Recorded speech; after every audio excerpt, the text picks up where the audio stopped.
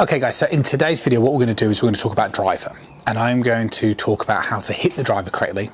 And I see amateur golfers make the same mistake on a day-to-day basis.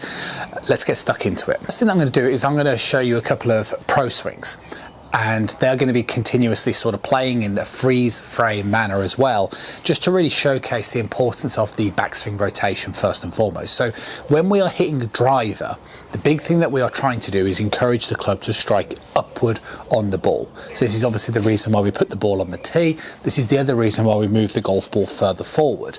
Making those two changes encourages us to strike up on the golf ball. Now in the backswing position, what we therefore need to do is we just need to create a nice rotation around the spine. So a real simple exercise to practice this would be if you place the club across your shoulders, you concentrate on kind of just letting your head stay pretty still. It's acceptable for it to move a little to the trail side and just trigger a rotation like so. Now this position that I am mimicking is the position that you're seeing with the pros as well.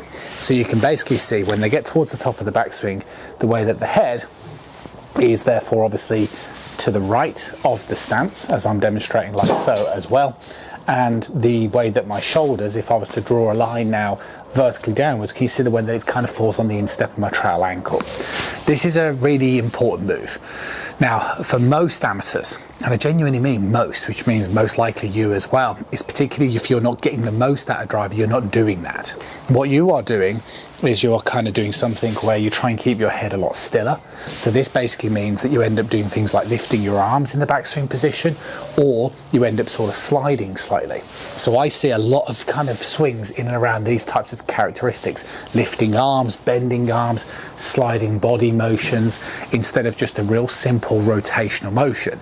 Now, there are potentially lots of different reasons as to why this happens, but I personally think the reason why a lot of golfers struggle with this is because, again, if I take my setup position, my trail hand, so my right hand is lower than my left. This produces a bit of tilt. I've moved the golf ball further forward, so you can see where my head is in relation to obviously the golf ball. It's further right. And then therefore, as I now turn and I rotate around that tilted spine, my head is a long way away from the ball. Now for myself, I like that feeling, and for good drivers they like that feeling because they know if they can kind of turn behind the ball, it's going to give them the chance to strike up on it. But for most amateur golfers, I think, and golfers that really struggle with this, they don't like that. There's an element of fear that if you kind of end up moving too much off the golf ball with your head, that you're not going to get to the back of the golf ball. So the first thing that you have to do is make sure that you are turning correctly. And the simple drill, well, it's this one. Alignment stick, place it down on the ground so it's in line with your trail ankle, similar to what I'm demonstrating here. Club or another alignment stick goes across your shoulders, turn back, and if you were to let go of it, it should fall on the instep of the ankle. That's a really good simple drill that is going to give you a good rotation, but it's also going to get the angles correct, similar to what we saw with the pros as well. If you get the backswing correct, what you now need to do is have a good start to the downswing, but also have a good arm move in the downswing. So what we know happens with the pros is that as soon as they start the downswing, the relationship between your upper and lower arm starts to widen. This motion here. Now this motion is creating a shallowing effect because can you see the way as I start my downswing moving like so means the club is not moving this way, and it's also not this. Okay, you see this is another kind of common problem that I tend to see.